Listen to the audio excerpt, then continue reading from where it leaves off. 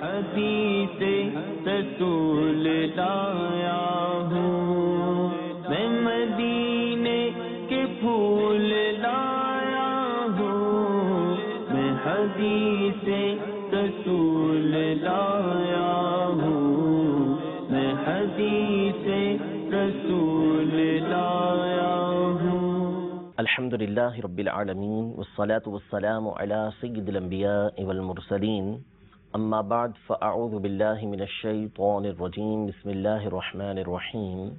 الصلاة والسلام علیک یا رسول اللہ وعلی آلک واصحابک یا حبیب اللہ، الصلاة والسلام علیک یا نبی اللہ وعلی آلک واصحابک یا نور اللہ۔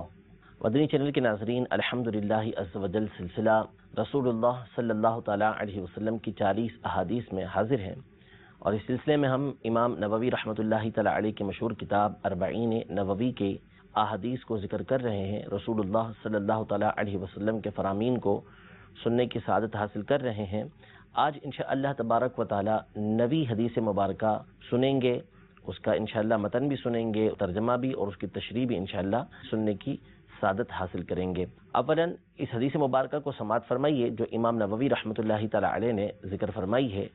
فرماتے ہیں الحدیث التاسع، یعنی 90 حدیث پاک، عن ابی ہریرہ عبد الرحمن بن صخر رضی اللہ تعالی عنہ قال سمعت رسول اللہ صلی اللہ تعالی علیہ وسلم یقول ما نہیتکم عنہ فاجتنبوہ وما امرتکم بہ فأتوا منہ ما استطعتم فإنما أهلك الذين من قبلكم كثرة مسائلهم واختلافهم على أنبيائهم رواہ البخاری ومسلم۔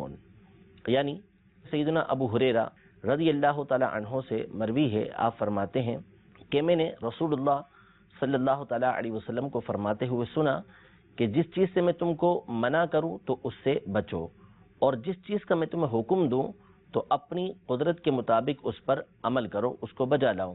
محض تم سے پہلے جو امتیں تھیں ان کو ان کے کثرت سوال اور ان کے انبیاء کے اختلاف نے ہلاک کر دیا۔ اس حدیث پاک کو امام بخاری اور امام مسلم نے اپنی صحیح کے اندر روایت کیا ہے۔ اس حدیث مبارکہ میں نبی کی کریم صلی اللہ تعالیٰ علیہ وسلم نے بنیادی طور پر اس بات کو بیان فرمایا ہے کہ اللہ اور اس کے رسول عز و جل و صلی اللہ تعالیٰ علیہ وآلہ وسلم کی طرف سے جس بات کا حکم دیا جائے اس پر عمل کرنا ہے، اور جس چیز سے روکا جائے، جس چیز سے منع کیا جائے اس سے اجتناب کرنا ہے۔ اس میں فضول سوالات کر کے اس حکم کو شدید نہیں بنا دینا، اور ایسے سوالات نہیں کرنا کہ جس کی وجہ سے رسول اللہ صلی اللہ تعالیٰ علیہ وسلم کی ذات کو تکلیف ہو۔ اور بنیادی طور پر اس بات کو بیان فرمایا ہے، اور جو مقصد ہے وہ یہی بیان کرنا ہے کہ اس طرح کے معاملات کی وجہ سے پچھلی امتوں کو ہلاک کر دیا گیا۔ تفصیل سنتے ہیں۔ اس سے پہلے سیدنا ابو ہریرہ رضی اللہ تعالی عنہ کے مختصر حالات سماعت فرمائیے۔ سیدنا ابو ہریرہ رضی اللہ تعالی عنہ کا نام کیا ہے، اس حوالے سے محدثین کے تقریباً 35 اقوال ہیں کہ ان کا نام کیا ہے، لیکن اکثریت اور زیادہ تر علماء اسی پر ہیں کہ آپ رضی اللہ تعالی عنہ کا جو نام ہے وہ عبد الرحمن ہے۔ آپ کے والد کا نام صخر ہے، تو عبد الرحمن بن صخر آپ کہلاتے ہیں، مشہور اس نام سے ہیں، لیکن آپ کی نام کے اوپر آپ کی کنیت یعنی ابو ہریرہ رضی اللہ تعالی عنہ یہ غالب ہے، اور اب تمام عالم کے اندر مسلمانوں میں آپ رضی اللہ تعالی عنہ کا گویا کہ نام ہی ابو ہریرہ یہ مشہور ہے۔ آپ کے اصل نام کی طرف کسی کی توجہ ہوتی ہی نہیں ہے۔ اگر اصل نام بولا بھی جائے عبد الرحمن بن صخر تو لوگ پہچانیں گے بھی نہیں، لیکن جب ابو ہریرہ رضی اللہ تعالی عنہ بولا جائے تو آپ کی پہچان لوگوں کے درمیان معروف ہے۔ ہریرہ یہ عربی زبان میں چھوٹی بلی کو بولتے ہیں، عربی میں ہرتن بلی کو بولتے ہیں، اور جب چھوٹی بلی بولنا ہو، تصغیر بنانی ہو، تو پھر اس کو ہریرہ کہا جاتا ہے۔ آپ کو ابو ہریرہ کیوں کہا جاتا ہے؟ اس کی مختلف وجوہات علماء نے اپنی کتابوں کے اندر لکھی ہیں۔ اولاً تو یہ سماعت فرمائیے کہ یہ کنیت کہلاتی ہے، یعنی جب کسی شخص کو اس کے بچے کی طرف منسوب کرتے ہوئے، بیٹی کی طرف منسوب کرتے ہوئے اس کے نام کے ساتھ ابو کا لفظ لگایا جاتا ہے تو اس کو کنیت کہا جاتا ہے۔ لیکن یہ ضروری نہیں ہوتا کہ جو نسبت ہو وہ اپنے بیٹے یا بیٹی ہی کی طرف ہو، بلکہ بعض اوقات جو ہے وہ دوسرے نام کی طرف بھی نسبت ہو جاتی ہے، اگرچہ کہ بیٹا یا بیٹی موجود نہ ہو لیکن اس کے باوجود دوسرے نام کے ساتھ کنیت کو بیان کر دیا جاتا ہے. جیسے سیدتنا عائشہ صدیقہ رضی اللہ تعالی عنہا کی کنیت یہ ام عبداللہ ہے، حالانکہ آپ کا کوئی بیٹا نہیں تھا، اولاد نہیں تھی آپ کی، لیکن اس کے باوجود آپ کی کنیت یہ ام عبداللہ بیان کی گئی ہے. تو سیدنا ابو ہریرہ رضی اللہ تعالی عنہ کی کنیت کیوں ہوئی، اس کی ایک وجہ امام ترمذی رحمۃ اللہ تعالی علیہ نے یہ بیان کی ہے کہ آپ رضی اللہ تعالی عنہ یہ بلیوں سے بڑی محبت کیا کرتے تھے، اور اس کی وجہ بھی علماء نے یہ بیان کی ہے کہ سیدنا ابو ہریرہ رضی اللہ تعالی عنہ اس حدیث پاک کے راوی ہیں کہ جس میں نبی کریم صلی اللہ تعالی علیہ وسلم نے اس عورت کا تذکرہ کیا کہ جس نے ایک بلی کو کمرے کے اندر بند کر دیا تھا، نہ اس کو کھانا دیتی تھی نہ اس کو چھوڑتی تھی کہ وہ کچھ کھائے پیے، رینگنے والے جانور ہیں، کیڑے مکوڑے ہیں، ان کو کھا لے، اس سے اپنا پیٹ بھرے. اس نے بلی کو ایک جگہ پہ بند کر کے رکھ دیا اور اسی حالت میں بلی مر گئی. اللہ تبارک و تعالی نے اس گناہ کی وجہ سے اس عورت کو جہنم کے اندر داخل کیا اور وہ بلی اس کو جہنم کے اندر نوچتی رہی. اس حدیث پاک کو روایت کرنے والے سیدنا ابو ہریرہ رضی اللہ تعالی عنہ ہیں. تو ممکن ہے، علماء فرماتے ہیں کہ سیدنا ابو ہریرہ رضی اللہ تعالی عنہ اس حدیث پاک سے متاثر ہو کر بلیوں کو بہت زیادہ شفقت دیا کرتے تھے، ان سے محبت کیا کرتے تھے. تو یوں آپ کے پاس بلیاں رہتی تھی، خاص طور پر آپ کے پاس ایک چھوٹی بلی تھی جس کو لے کر آپ جایا کرتے تھے، کام پر بھی جاتے تھے تو وہ آپ کے پاس ہوا کرتی تھی. تو اس وجہ سے آپ کی کنیت ابو ہریرہ ہو گئی. اور ایک وجہ حافظ ابن عبد البر رحمۃ اللہ تعالی علیہ نے اپنی کتاب الاستیعاب کے اندر یہ ذکر کی ہے کہ ایک مرتبہ سیدنا ابو ہریرہ رضی اللہ تعالی عنہ بارگاہ رسالت میں حاضر ہوئے تو آپ کی آستین میں ایک چھوٹی سی بلی تھی. تو نبی کریم صلی اللہ تعالی علیہ وآلہ وسلم نے دیکھا تو فرمایا ما ہذہ، کہ یہ کیا ہے. تو سیدنا ابو ہریرہ رضی اللہ تعالی عنہ کہتے ہیں کہ میں نے عرض کی کہ ہرۃ، یہ چھوٹی بلی ہے. تو حضور علیہ الصلوۃ والسلام نے فرمایا یا ابا ہریرہ، اے ابو ہریرہ، یعنی چھوٹی بلی والے. بس اس کے بعد آپ کا یہی نام مشہور ہو گیا. اور سیدنا ابو ہریرہ رضی اللہ تعالی عنہ جب اپنا تعارف کرواتے، کسی مقام پہ تذکرہ کرتے تو بھی یہی بولا کرتے تھے کہ ابو ہریرہ، یعنی اپنی کنیت ہی ذکر کیا کرتے تھے. تو ابو ہریرہ کہنے کی وجہ یہ بنی. آپ رضی اللہ تعالی عنہ خیبر جب فتح ہوا تو اس وقت آپ ایمان لے کر آئے تھے، اور اس کے بعد آپ ہمیشہ نبی کریم صلی اللہ تعالی علیہ وآلہ وسلم کے ساتھ ساتھ رہے. اور آپ رضی اللہ تعالی عنہ ان صحابہ کرام علیہم الرضوان میں سے ہیں کہ جنہوں نے نبی کریم صلی اللہ تعالی علیہ وآلہ وسلم سے سب سے زیادہ احادیث طیبہ روایت کی ہیں. صحابہ کرام علیہم الرضوان میں چند صحابہ ہیں کہ جنہوں نے 1000 سے زیادہ نبی کریم صلی اللہ تعالی علیہ وسلم سے احادیث طیبہ 1000 سے زیادہ روایت کی ہیں. ان میں سب سے زیادہ روایتیں حضرت ابو ہریرہ رضی اللہ تعالی عنہ کی ہے. سیدنا ابو ہریرہ رضی اللہ تعالی عنہ، عبداللہ بن عباس رضی اللہ تعالی عنہما، حضرت سیدنا عبداللہ بن عمر رضی اللہ تعالی عنہما، حضرت سیدنا جابر بن عبداللہ رضی اللہ تعالی عنہما، سیدنا انس بن مالک رضی اللہ تعالی عنہ، حضرت سیدتنا عائشہ صدیقہ رضی اللہ تعالی عنہا، اور حضرت ابو سعید خدری رضی اللہ تعالی عنہ.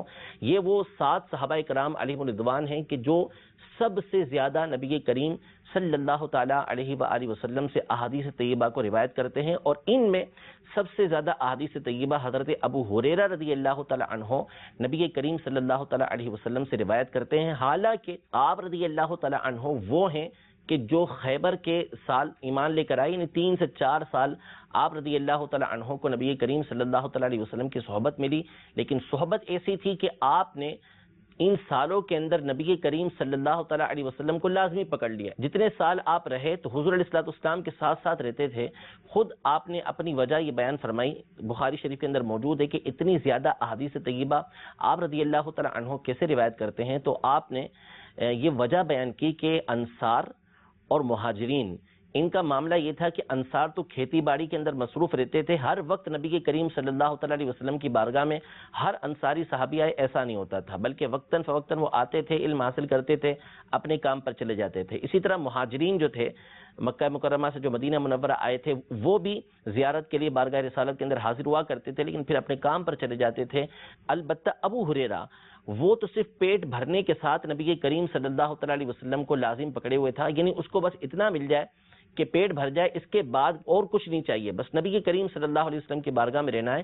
اور بعض اوقات آپ پر یہ معاملات بھی پیش آئے کہ آپ بھوک کی وجہ سے زمین سے چمٹے رہے، لیکن نبی کریم صلی اللہ تعالی علیہ وسلم کی بارگاہ میں علم حاصل کرنے کے لیے موجود رہتے. وہ بھی مواقع آئے کہ آپ رضی اللہ تعالی عنہ نے بھوک کی شدت کی وجہ سے اپنے پیٹ پر پتھر باندھے، لیکن نبی کریم صلی اللہ تعالیٰ علیہ وسلم کی بارگاہ کے اندر حاضر رہے۔ خود اپنا ایک واقعہ بیان کرتے ہیں سیدنا ابو ہریرہ رضی اللہ تعالیٰ عنہ، بخاری شریف کے اندر یہ موجود ہے کہ ایک مرتبہ آپ حضرت عائشہ رضی اللہ تعالیٰ عنہا کے حجرے اور مسجد نبوی کے درمیان، یعنی ممبر کے درمیان بیٹھے ہوئے تھے، زمین سے بالکل چپکے ہوئے تھے۔ حضرت ابو بکر رضی اللہ تعالیٰ عنہ وہاں سے گزرے، سیدنا عمر رضی اللہ تعالیٰ عنہ وہاں سے گزرے، لیکن آپ کی حالت کو سمجھ نہیں سکے۔ جب نبی کریم صلی اللہ تعالیٰ علیہ وآلہ وسلم وہاں سے تشریف لے جانے لگے تو ابو ہریرہ رضی اللہ تعالیٰ عنہ کو دیکھا تو ان کے حال کو سمجھ گئے، پھر اپنے پاس بلایا، گھر لے کر گئے تو وہاں دودھ کا ایک پیالہ آیا ہوا تھا۔ تو نبی کریم صلی اللہ تعالیٰ علیہ وسلم نے حضرت ابو ہریرہ رضی اللہ تعالیٰ عنہ سے فرمایا کہ اصحاب صفہ کو بلا کر لے آؤ۔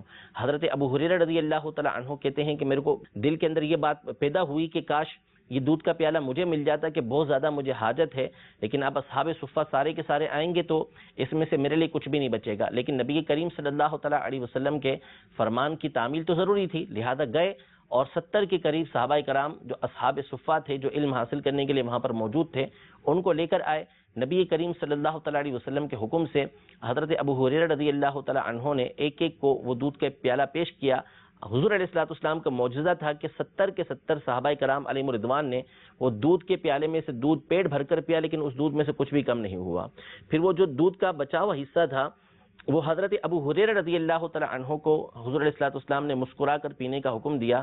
حضرت ابو ہریرہ رضی اللہ تعالیٰ عنہ نے پیا اور پھر واپس کرنے لگے تو حضور علیہ الصلوۃ والسلام نے فرمایا اور پیو، انہوں نے اور پیا، پھر حضور علیہ الصلوۃ والسلام نے فرمایا اور پیو، یہاں تک کہ آپ نے بارگاہ رسالت میں عرض کی کہ اب میرے پیٹ کے اندر جگہ موجود نہیں ہے۔ اس کے بعد حضور علیہ الصلوۃ والسلام نے خود اس دودھ کو نوش فرمایا اور اس پیالے میں جو دودھ موجود تھا اس کو ختم فرمایا۔ یہ نبی کریم صلی اللہ تعالیٰ علیہ وسلم کا معجزہ بھی ہے، اور ساتھ ہی ساتھ سیدنا ابو ہریرہ رضی اللہ تعالیٰ عنہ کی علم سے محبت بھی ہمارے سامنے ظاہر ہوتی ہے کہ اتنی بھوک کی شدت کے باوجود بارگاہ رسالت کے اندر حاضر ہیں، زیارت نبوی کے ساتھ مشرف بھی ہو رہے ہیں اور نبی کریم صلی اللہ علیہ وسلم سے علم بھی حاصل کر رہے ہیں۔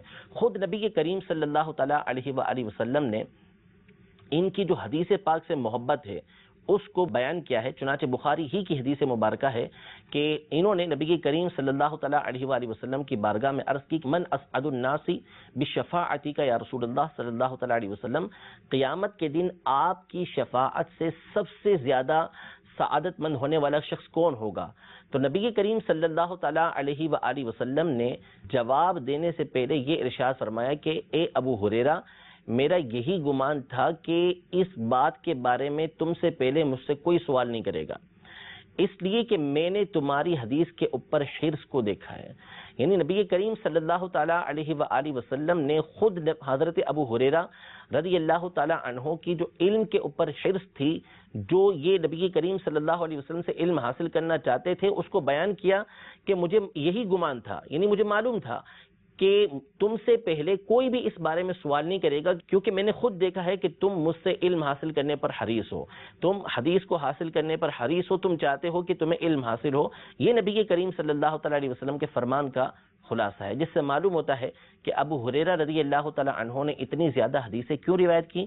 ایک اور وجہ بخاری شریف کے اندر یہ بیان کی ہے خود ابو ہریرہ رضی اللہ تعالیٰ عنہ نے کہ ابتداءً مجھے بات یاد نہیں رہتی تھی، پھر نبی کریم صلی اللہ تعالیٰ علیہ وسلم نے ایک مرتبہ یہ ارشاد فرمایا کہ کون ہے کہ اپنی چادر کو پھیلائے اور پھر اس کے بعد اس کو اپنے سینے سے لگائے تو اس کے بعد اس نے کچھ نہیں بھولنا۔ حضرت ابو ہریرہ رضی اللہ تعالیٰ عنہ نے اپنے چادر کو پھیلایا، نبی کریم صلی اللہ تعالیٰ علیہ وسلم نے فضا میں سے اس طرح بھر کے اس میں ڈالا، یعنی روحانی طور پہ کچھ ڈالا۔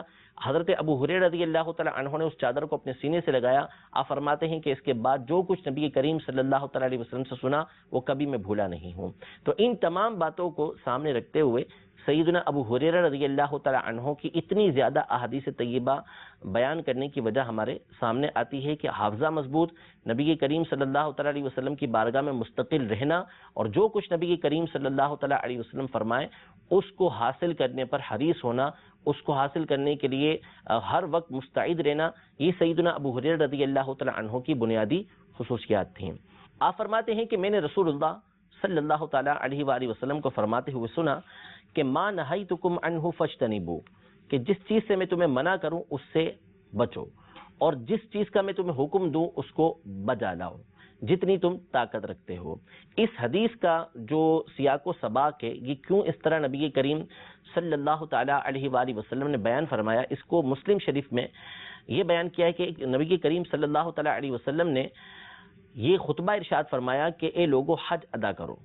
تو ایک صحابی رضی اللہ تعالیٰ عنہ جن کا نام اقرع بن حابس تھا رضی اللہ تعالیٰ عنہ، یہ کھڑے ہوئے اور انہوں نے نبی کریم صلی اللہ تعالیٰ علیہ وسلم سے یہ سوال کیا کہ کیا ہر سال حج کیا جائے گا؟ حضور علیہ السلام نے سکوت فرمایا، خاموشی فرمائی. پھر اس کے بعد انہوں نے دوبارہ سوال کیا تو حضور علیہ السلام نے پھر سکوت فرمایا، خاموشی فرمائی.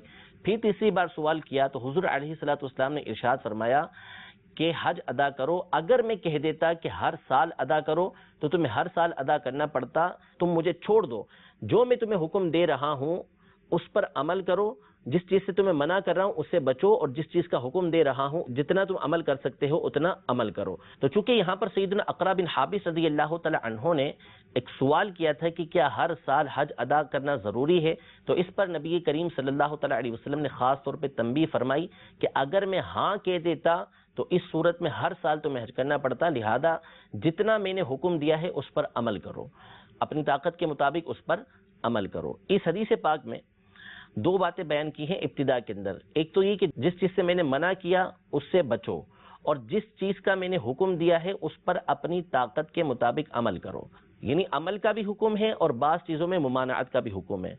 جن چیزوں سے ممانعت کا حکم ہے کہ ان سے بچو، یہ چند طرح کی ہوتی ہیں اور ان تمام سے بچنا ہے. بعض چیزیں وہ ہوتی ہیں کہ جو حرام ہیں، جن چیزوں کو کرنے سے نبی کریم صلی اللہ تعالیٰ علیہ وسلم نے منع فرمایا وہ چیزیں حرام ہیں. مثال کے طور پر آپ نے شراب پینے سے منع فرمایا، زنا کرنے سے منع فرمایا، والدین کی نافرمانی کرنے سے منع فرمایا، شرک کرنے سے آپ نے منع فرمایا، جھوٹ بولنے سے آپ نے منع فرمایا، غیبت کرنے سے آپ نے منع فرمایا. بعض چیزیں وہ ہیں کہ نبی کریم صلی اللہ تعالیٰ علیہ وآلہ وسلم نے ان سے منع فرمایا. وہ اس درجے کی تو نہیں ہے کہ جو حرام کے درجے پر پہنچیں، لیکن وہ ناپسندیدہ ہیں، مکروہ تنزیہ ہیں. لیکن ان تمام کے تمام سے بچنے کا حکم ہے. فرمایا کہ وما نہیتکم عنہ فانتہوا، جس چیز سے میں نے تمہیں منع کر دیا اس سے بچتے رہو. یہاں کوئی قید نہیں لگائی کتنا بچنا ہے، بچ سکتے ہیں نہیں بچ سکتے، بلکہ اس سے بچنا ہے. فاجتنبوہ، اس سے بچتے رہو. البتہ اگر کوئی مقام ایسا ہے کہ جہاں پر بندہ مضطر ہو جاتا ہے یا جہاں پر بندے کو اکراہ پیش آتا ہے، مضطر ہونے سے مراد یہ ہے کہ مثال کے طور پر شراب ہے حرام، بندہ کسی صورت نہیں پی سکتا. البتہ اگر وہ کھانا کھا رہا ہے اور اس کے گلے کے اندر نوالا اٹک گیا، پاس پانی موجود نہیں، شراب کی بوتل رکھی ہوئی تھی کسی کی، اب یہ اگر نگلتا نہیں ہے، مشروب اندر نہیں ڈالتا تو یہ گلے میں پھندا لگ جائے گا اور اس کا دم گھٹ جائے گا. تو یہاں پر شریعت مطہرہ اس کو اتنی اجازت دیتی ہے کہ اتنا گھونٹ لے لے کہ جس سے یہ نوالا جو اٹکا ہوا یہ اتر جائے، لیکن اس سے آگے نہیں بڑھے گا. اس کو حالت اضطرار بولتے ہیں. یہاں پر اس کو اس بات کی اجازت بلکہ حکم ہے کہ وہ اس پر عمل کرے گا. اور بعض صورتیں ہوتی ہیں اکراہ کی. اب کسی نے گن پوائنٹ پر لے لیا کہ نعوذ باللہ حرام گوشت کھاؤ یا حرام چیز پیو، اب اگر نہیں پیتا تو اس کو ظن غالب ہے کہ اس کو مار دے گا، اور دیکھتا ہے کہ اس کو مارنے پر قدرت بھی حاصل ہے، تو یہاں شریعت مطہرہ اس کو اجازت دیتی ہے کہ یہ کام کر سکتا ہے، بلکہ اس کو وہ کام کرنا ہوگا. تو اگر یہ حالت نہیں ہے تو اس کے علاوہ جس چیز سے نبی کریم صلی اللہ تعالیٰ علیہ وسلم نے منع فرما دیا، اللہ تبارک و تعالیٰ نے منع فرما دیا ہے، اس سے بندے کو باہر صورت بچنا ہوگا، یہ اس کے لیے ضروری ہوگا. دوسری بات یہ ارشاد فرمائی کہ جس چیز کے کرنے کا میں حکم دوں اس پر عمل کرو جتنی تم استطاعت رکھتے ہو. جن باتوں کے کرنے کا حکم دیا جاتا ہے وہ بھی دو طرح کی ہوتی ہیں. بعض ان میں سے فرض و واجب ہوتی ہیں اور بعض ان میں سے مستحب چیزیں ہوتی ہیں. تو جو فرض و واجب ہیں جن کا کرنا ضروری ہے ان پر تو کرنا ہی پڑے گا. وہاں اپنے طور پر بندہ یہ نہیں سوچ سکتا کہ میرے اندر چونکہ اس کی استطاعت نہیں ہے لہذا میں اس پر عمل نہ کروں. نماز کا حکم دیا گیا، روزے کا حکم دیا گیا، زکوٰۃ کا حکم دیا گیا، حج کرنے کا حکم دیا گیا، قربانی کرنے کا حکم دیا گیا. جن چیزوں کے کرنے کا حکم دیا گیا اب بندہ یہ سوچتا ہے کہ میں یہ چیزیں نہیں کر سکتا، میرے سر میں درد ہو رہا ہے، مجھے بخار ہو رہا ہے لہذا میں نماز نہ پڑھوں، تو ایسا نہیں ہوگا. بلکہ جن چیزوں کے کرنے کا حکم ہے، جو فرض ہیں، جو واجب ہیں، جب تک شریعت مطہرہ کے مطابق اس کی رخصت نہیں ملتی اس وقت تک یہ کام کرنا اس پر لازم ہوں گے. البتہ بعض چیزیں وہ ہوتی ہیں کہ جو نوافل کے درجے کی ہوتی ہیں. اب ظہر کی آپ نے فرض پڑھی، آپ نے سنت موقدہ پڑھ لی، اب جو آگے دو نفل ہیں وہ پڑھنے چاہیے، حضور علیہ السلام کو پڑھنا محبوب ہے. اسی طرح دیگر نوافل ہیں ان کو پڑھنا چاہیے، پڑھنا محبوب ہے. لیکن اگر بندہ ان کے اوپر عمل نہیں کرتا تو اس کے اوپر گناہ نہیں ہے. وہ اگر اس کی طاقت نہیں رکھتا، اس کی ہمت نہیں ہے اس کے کرنے کی، وہ نہیں کرتا تو اس صورت میں اس کے اوپر کوئی حکم نہیں لگتا. یہاں سے یہ بات واضح ہوتی ہے جو ممانعت والی چیزیں ہیں ان کی اہمیت زیادہ ہے، یعنی ایک چیز کے کرنے کا حکم ہے اور ایک چیز کے نہ کرنے کا حکم ہے، تو جو نہ کرنے والی چیزیں ہیں ان کی اہمیت زیادہ ہے۔ اسی لیے ایک قول موجود ہے کہ اللہ تبارک و تعالیٰ کی منع کردہ بات سے ذرہ بھر بھی رک جانا یہ جنوں انس کی نفلی عبادت سے بہتر ہے۔ یعنی اگر اس کو اتنی نفلی عبادت کرنے کا موقع ملے کہ جو جنوں انس مل کے کر سکتے ہیں، اور دوسری طرف اس کے مقابلے میں اس کو ایک چھوٹا سا وہ کام کرنا ہے کہ جو ممانعت والا ہو، تو کیا اگر وہ ممانعت والا کام چھوڑے یا یہ عبادت کرے، دونوں باتوں میں سے اس کو اختیار دیا گیا کہ یا تو اس کو چھوڑ دو یا یہ کر لو، تو اس کے لیے حکم یہ ہے، بہتر یہ ہے کہ وہ ممانعت والا کام چھوڑ دے۔ ممانعت والا کام چھوڑے گا، اس کے لیے زیادہ باعث فضیلت ہوگا بنسبت اس کے کہ وہ اتنی زیادہ عبادت کرے۔ تو اس سے ہمارے سامنے ممانعت کی اہمیت واضح ہوتی ہے۔ وہ ان لوگوں کو سبق حاصل کرنا چاہیے کہ جو 5 وقتہ نماز ادا کرتے ہیں، جو زکوٰۃ بھی دیتے ہیں، حج پر بھی جاتے ہیں، لیکن وہ کام ساتھ ساتھ کر رہے ہوتے ہیں کہ جو اللہ تبارک و تعالیٰ کی نافرمانی کے ہوتے ہیں، جن میں حقوق العباد تلف ہو رہے ہوتے ہیں۔ وہ سود بھی کھا رہے ہوتے ہیں، وہ جوا بھی کھیل رہے ہوتے ہیں، وہ لوگوں کے قرض بھی دبا کر بیٹھے ہوتے ہیں، لوگوں پر ظلم و ستم بھی کر رہے ہوتے ہیں اور ساتھ میں نمازیں بھی ادا کر رہے ہوتے ہیں۔ تو ان کو اس بات سے سبق حاصل کرنا چاہیے کہ جو چیزیں کرنا ان پر ضروری ہیں ان کو تو کرنا ہی کرنا ہے، لیکن ساتھ میں اس سے بھی بڑھ کر اس کے لیے حکم یہ ہے کہ ان ممانعت والی چیزوں سے وہ اجتناب کرے گا، ان سے بچے گا، ورنہ یہ چیزیں اس کے لیے کل بروز قیامت وبال بن جائیں گی۔ حدیث پاک کے اندر موجود ہے، مسلم شریف کی حدیث پاک ہے، نبی کریم صلی اللہ تعالیٰ علیہ وآلہ وسلم نے صحابہ کرام علیہم رضوان سے سوال کیا کہ من المفلس، مفلس کون ہے؟ صحابہ نے کہا کہ جس کے پاس درہم و دینار نہ ہو، ہم میں سے وہ مفلس ہوتا ہے۔ تو حضور علیہ الصلوۃ والسلام نے فرمایا جس کا مفہوم یہ ہے کہ کل بروز قیامت میری امت میں سے وہ شخص آئے گا کہ جو پہاڑوں جیسی نیکیاں لے کر آئے گا، لیکن اس نے اس کو گالی دی ہوگی، اس کو مارا ہوگا، اس کے اوپر ظلم کیا ہوگا، لوگ اس کی نیکیاں لے کے چلے جائیں گے، لوگوں کے گناہ اس کے سر پر ڈال دیے جائیں گے اور اس کو جہنم میں ڈال دیا جائے گا۔ ایسا شخص مفلس ہے۔ اب اندازہ لگائیں کہ اس سے معلوم ہوتا ہے کہ گناہوں سے بچنا یہ کتنی اہمیت کا حامل ہے، کہ ارشاد فرمائے کہ ایسا شخص مفلس ہو جائے گا۔ تو ایسے افراد کو خاص طور پر اس سے سبق حاصل کرنا چاہیے جو نبی کریم صلی اللہ تعالیٰ علیہ وآلہ وسلم نے بیان فرمایا۔ چنانچہ آپ نے ارشاد فرمایا کہ ما نہیتکم عنہ فاجتنبوہ، کوئی قید نہیں، جس چیز سے میں نے تمہیں منع کیا ہے اس سے اجتناب کرو، اس سے تم بچو۔ فما امرتکم بہ فأتوا منہ ما استطعتم، اور جس چیز کا میں تمہیں حکم دوں اس میں سے بجا لاؤ جس کی تم استطاعت رکھتے ہو۔ یہاں پہ قید لگائی کہ جتنی استطاعت رکھتے ہو، یعنی فرائض کے علاوہ، واجبات کے علاوہ جو دیگر مندوبات ہیں، نوافل ہیں، ان پر جتنی استطاعت رکھتے ہو اتنا عمل کرو۔ تو اس لیے فرائض کی ادائیگی کے ساتھ ساتھ یہ ضروری ہے کہ ممانعت والی باتوں سے بھی اجتناب کیا جائے۔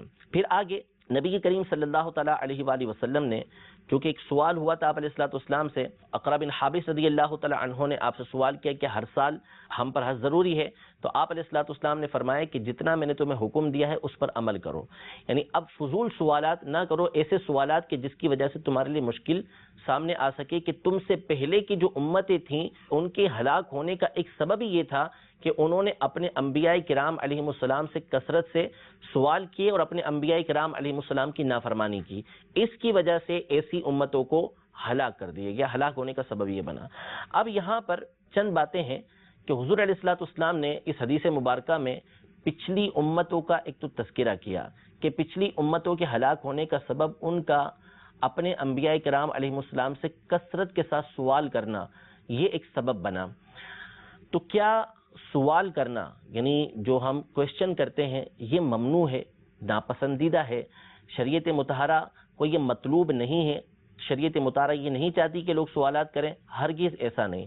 احادیث طیبہ میں بھی اور قرآن مجید کے اندر بھی، بزرگان دین رحمہم اللہ اجمعین کے اقوال کے اندر بھی دونوں طرح کی باتیں موجود ہیں۔ قرآن پاک میں جگہ جگہ سوالات موجود ہیں۔ مثلا نبی کریم صلی اللہ تعالیٰ علیہ وآلہ وسلم سے سوال جب صحابہ کرام علیہم رضوان کرتے تو اس کا اللہ تبارک و تعالیٰ نے چند مقامات پہ تذکرہ کیا۔ مثلا اللہ تبارک و تعالیٰ ارشاد فرماتا ہے کہ یسألونک عن الاہلہ، یہ لوگ آپ سے چاند کے بارے میں سوال کرتے ہیں، یعنی چاند کا گھٹنا بڑھنا، کہ یہ چاند گھٹتا کیوں ہے، بڑھتا کیوں ہے۔ تو اس پر نبی کریم صلی اللہ تعالیٰ علیہ وسلم کو جواب بیان کیا گیا کہ آپ فرمائیے کہ قل ہی مواقیت للناس والحج، کہ آپ ان کے سامنے بیان کر دیجئے کہ یہ جو چاند ہے اس کا گھٹنا بڑھنا یہ ایک الگ میٹر ہے کہ یہ کیوں گھٹتا بڑھتا ہے. اصل ہے کہ چاند کی جو منزلیں ہیں، چاند جو مختلف جگہ پر سیر کرتا ہوا پہنچتا ہے، سفر کرتا ہوا جاتا ہے، یہ اس لیے ہے تاکہ اس کے ذریعے سے لوگ اوقات کو جان سکیں، حج کے موسم کو جان سکیں، اپنے جو عبادت والے کام اوقات کے ساتھ ہیں ان کو ادا کر سکیں، جو ٹائمنگ کے ساتھ ہیں ان کو وہ ادا کر سکیں. یہ ہے. اسی طرح نبی کریم صلی اللہ تعالیٰ علیہ وسلم سے سوال کیا اشہر حرم کے اندر قتال کے حوالے سے کہ ان میں قتال کرنا، لڑنا جھگڑنا کیسا، تو اس کا تذکرہ اللہ تبارک و تعالیٰ نے ارشاد فرمایا کہ یسألونک عن الشہر الحرام قتال فیہ قل قتال فیہ کبیر، کہ آپ سے اشہر حرم کے اندر جو حرمت والے مہینے ہیں ان میں جھگڑے کے بارے میں یہ سوال کرتے ہیں تو آپ ان سے فرمائیے کہ ان میں جھگڑنا بہت بڑا گناہ ہے. یہ ارشاد فرمایا. ایک اور مقام پہ فرمایا کہ یسألونک ماذا ينفقون، یہ لوگ آپ سے سوال کرتے ہیں کہ کیا خرچ کریں، آپ فرمائیے قل العفو، جو تمہارے پاس زائد ہے اس کو خرچ کرو. قل ما انفقتم من خیر فللوالدین والاقربین والیتامی والمساکین وابن السبیل، کہ جو کچھ تم خرچ کرتے ہو بھلائی والے کام اپنے والدین کے اوپر ہوں، وہ یتیموں کے اوپر ہوں، وہ مسکینوں پر ہوں، وہ مسافروں کے اوپر ہوں. یعنی بتایا گیا کہ کس کس کے اوپر تم نے مال کو خرچ کرنا ہے. سوال کیا گیا یسألونک عن المحیض، حیض کے ایام کے بارے میں، اس کے احکام کے بارے میں آپ سے سوال کرتے ہیں. قل هو اذن، آپ ان سے فرما دیجئے کہ وہ تو گندگی ہے. فاعتزلوا النساء، ان ایام کے اندر عورتوں سے قربت نہ کرو، ان کے قریب نہ جاؤ. اس کے احکام بیان فرمائے. پھر ایک اور مقام پر سوال کیا کہ یسألونک ماذا احل لهم، کہ آپ سے سوال کرتے ہیں کہ ان کے لیے کیا کیا حلال کیا گیا ہے.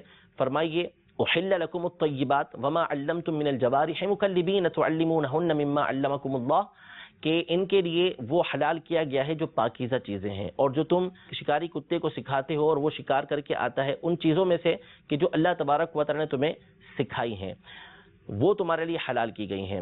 اسی طرح اور مقامات پر بھی سوالات موجود ہیں جو نبی کریم صلی اللہ تعالیٰ علیہ وآلہ وسلم سے کیے گئے. روح کے بارے میں سوال کیے گئے. یسألونک عن الروح، آپ سے روح کے بارے میں پوچھتے ہیں. قل الروح من امر ربی، آپ فرمائیے کہ روح میرے رب کا ایک معاملہ ہے، میرے رب کا ایک امر ہے.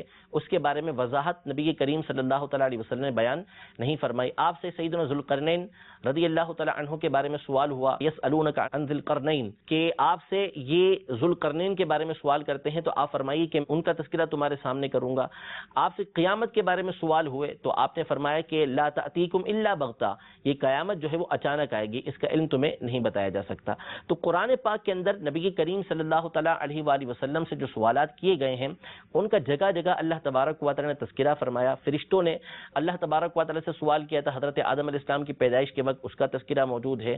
بعض مقامات پر سوالات پسندیدہ، بعض مقامات پر اللہ تبارک و تعالیٰ نے جو سوالات کا ذکر کیا اس کو اس انداز میں ذکر کیا کہ وہاں پہ سوال کرنا ناپسندیدہ تھا. جیسے بنی اسرائیل کا تذکرہ میں آگے عرض کرتا ہوں کہ کس طرح انہوں نے سوال کر کے اپنے اوپر مشقتوں کو بڑھایا. حضرت نوح علیہ نبینا و علیہ الصلوۃ والسلام نے اللہ تبارک و تعالیٰ کی بارگاہ میں اپنے بیٹے کی نجات کے لیے سوال کیا تھا کہ جو ایمان لے کر نہیں آیا تک کافر تھا، تو اللہ تبارک و تعالیٰ نے آپ کو اس سوال سے منع فرمایا کہ اس کی مغفرت نہیں ہو سکتی، اس کو بچایا نہیں جائے گا، اس لیے کہ یہ آپ کے اہل بیت میں سے نہیں ہے.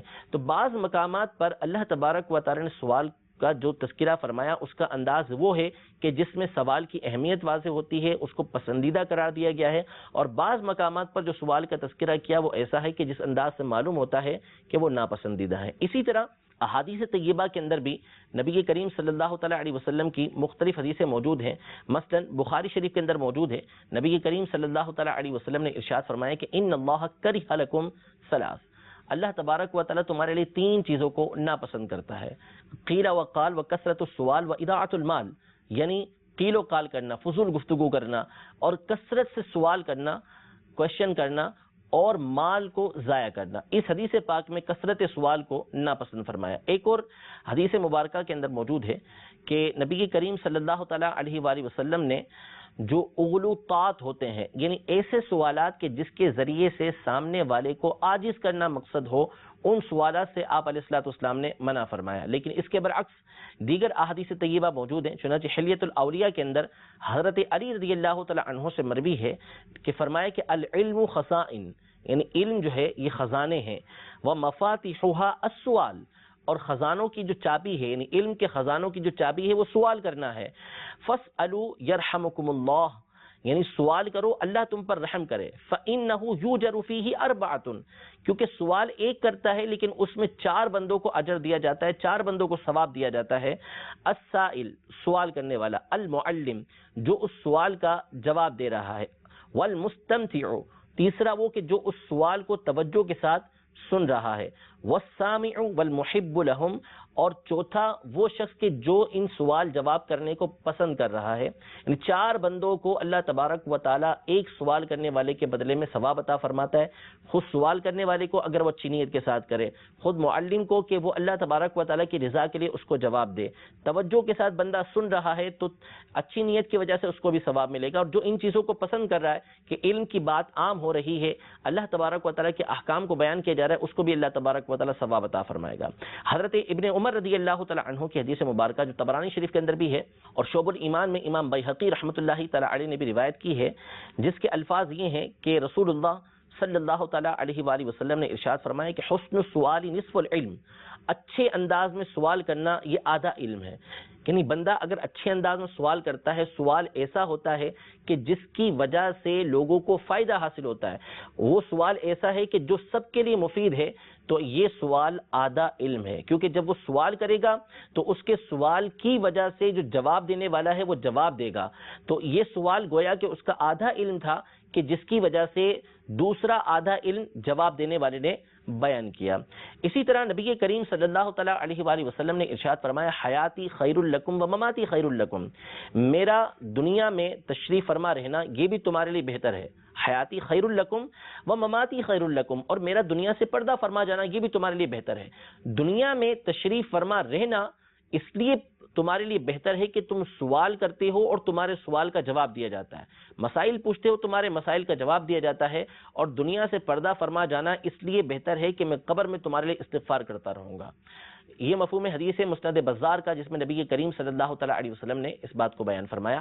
تو آپ علیہ الصلوۃ والسلام اپنی زندگی کا ایک بہترین مقصد یہ بیان فرما رہے ہیں کہ میرا دنیا میں رہنا تمہارے لیے پسندیدہ اس لیے ہے، بہتر اس لیے ہے کہ تمہارے سوالات کے میں جواب دیتا ہوں. اسی طرح آپ علیہ الصلوۃ والسلام کا ایک انداز تھا کہ آپ صحابہ کرام علیہم رضوان کو جو علم دیا کرتے تھے اس کے طریقہ کار ہوتے تھے. اس میں سے ایک طریقہ یہ تھا کہ آپ علیہ الصلوۃ والسلام صحابہ کرام علیہم رضوان سے سوال کرتے. مثلا بخاری شریف کے اندر یہ حدیث مبارکہ ہے کہ سیدنا عبداللہ بن عمر رضی اللہ تعالیٰ عنہ روایت کرتے ہیں کہ حضور علیہ الصلوۃ والسلام نے پوچھا کہ وہ کون سا درخت ہے جس کے پتے نہیں گرتے اور اس کی مثال جو ہے وہ مسلمان کی مثل ہے. صحابہ کرام علیہم رضوان مختلف درختوں کے نام لینے لگے. حضرت عبداللہ بن عمر رضی اللہ تعالیٰ عنہما فرماتے ہیں کہ میرے دل کے اندر یہ بات آ گئی تھی کہ وہ کھجور کا درخت ہے، لیکن چونکہ میں بہت چھوٹا تھا اور مجلس کے اندر شیخین کریمین بھی موجود تھے، ان کے والد گرامی حضرت عمر رضی اللہ تعالیٰ عنہ اور حضرت ابو بکر رضی اللہ تعالیٰ عنہ ایسے جلیل القدر صحابہ موجود تھے، تو میں نے حیا کی وجہ سے جواب نہیں دیا. پھر نبی کریم صلی اللہ تعالیٰ علیہ وسلم نے خود بیان فرمایا کہ وہ کھجور کا درخت ہے، اس کی مثال مومن کی مثال ہے کہ جس طرح کھجور کا درخت ہر حال کے اندر مفید ہوتا ہے، فائدہ ہی فائدے والا ہوتا ہے، اسی طرح مومن ہے کہ اس کی ساری زندگی مفید ہوتی ہے. اس کو آزمائش پہنچتی ہے، وہ صبر کرے گا تو اس پر اس کو ثواب ملتا ہے، وہ اس کو نعمت ملتی ہے اس پر وہ شکر ادا کرتا ہے تو اس پر اس کو ثواب ملتا ہے. یہ حدیث پاک کے الفاظ نہیں ہے، میں نے تشریح آپ کے سامنے عرض کی ہے. فقط اتنا ہے کہ فرمایا وہ کھجور کا درخت ہے کہ جس کی مثال مومن کی مثال ہے. یعنی جس طرح کھجور کا درخت ہر حال کے اندر مفید ہوتا ہے، اسی طرح مومن بھی جو ہے وہ ہر حال کے اندر مفید ہوا کرتا ہے. تو آپ علیہ الصلوۃ والسلام نے خود سوال کر کے صحابہ کرام علیہ رضوان کو جواب دیا. اسی طرح جبریل امین علیہ الصلوۃ والسلام بارگاہ رسالت میں حاضر ہوئے، جس کا تذکرہ پیچھے حدیث جبریل کے اندر ہوا.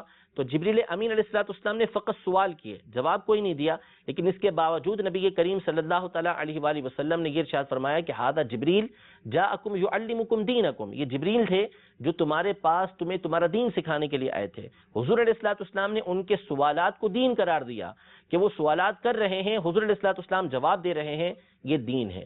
تو یہ تمام کی تمام احادیث طیبہ تو یہ بتاتی ہیں کہ سوال کرنا پسندیدہ ہے، جبکہ پچھلی احادیث طیبہ یہ بیان کرتی ہیں کہ سوال کرنا ناپسندیدہ ہے.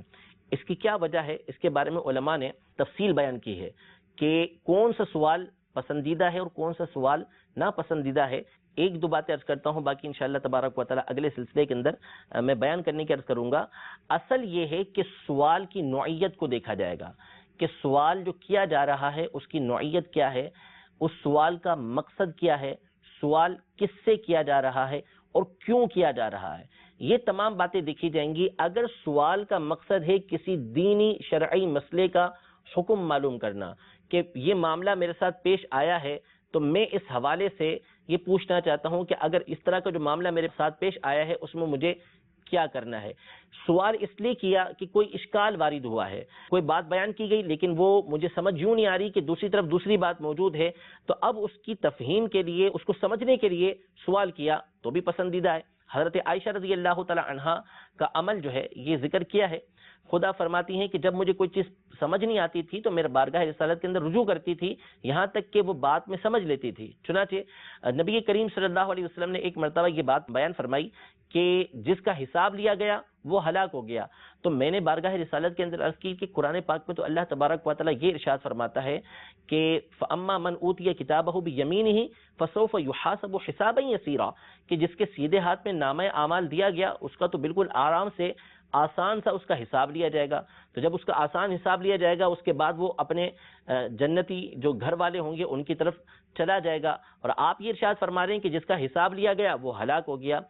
یہ ان کو سمجھ نہیں آیا تو بارگاہ رسالت کے اندر آپ نے سوال کیا. نبی کریم صلی اللہ تعالیٰ علیہ وآلہ وسلم نے ان کو سمجھایا کہ حساب کا جو مطلب ہے وہ یہ ہے کہ اللہ تبارک و تعالیٰ باقاعدہ اس کے گناہوں کے اوپر پورا حساب لے, یعنی اس سے سوال جواب کرے کہ تو نے یہ گناہ کیوں کیا, پھر اس کے اوپر ایک باقاعدہ تنبیہ ہو, وہ ایک الگ چیز ہو جاتی ہے. اور ایک ہے کہ اس کو نامہ اعمال فقط پیش کیا جائے گا کہ یہ تمہارا نامہ اعمال ہے, اس کے بعد اللہ تبارک و تعالیٰ اس کو معاف فرما دے گا. جس کو یہ معاملہ پیش آئے گا اس کا حساب بالکل آسان ہوگا, لیکن باقاعدہ جس سے مناقشہ کیا گیا, جس سے بحث کی گئی, وہ ہلاک و برباد ہو گیا. تو بی بی عائشہ رضی اللہ تعالی عنہا کا یہ انداز ہمارے سامنے واضح ہے کہ ان کا سوال سے مقصد بات کو سمجھنا تھا, استہزاء, مذاق یا کوئی لا یعنی بات کرنا نہیں تھا. تو جو بات مقصد کی ہو, سمجھنے کے لیے ہو, اس کے بارے میں اجازت دی گئی ہے کہ ایسا سوال کرنے میں کوئی حرج نہیں ہے. اور بھی اس کے کافی سارے جوابات موجود ہیں, انشاءاللہ تبارک و تعالیٰ اپنے اگلے سلسلے کے اندر اس کو ذکر کرنے کی کوشش کریں گے. رب العزت جل و علا جو کچھ ہم نے سنا ہے اس پر عمل پیرا ہونے کی توفیق عطا فرمائے. آمین بجاہ النبی الامین صلی اللہ تعالیٰ علیہ وآلہ وسلم. حدیث رسول لایا ہوں, میں مدینے کے پھول لایا ہوں, میں حدیث رسول لایا ہوں, میں حدیث رسول لایا